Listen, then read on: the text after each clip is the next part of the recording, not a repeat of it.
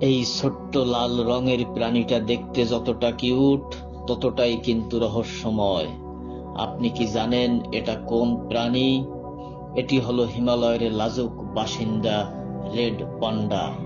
আকারে ছোট, লালচে বাদামি লোম আর ঝুঁটিওয়ালা বড় লেজ। একে দেখলেই মনে হবে যেন জীবন্ত খেলনা। রেড পান্ডা থাকে হিমালয়ের ঠান্ডা ও ঘন বনাঞ্চলে।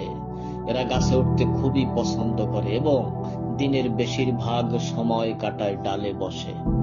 খাবার হিসেবে এদের সবচেয়ে প্রিয় হলো বাঁশ পাতা, তবে ফল, ডিম আর ছোট পোকামাকড়ও খায়।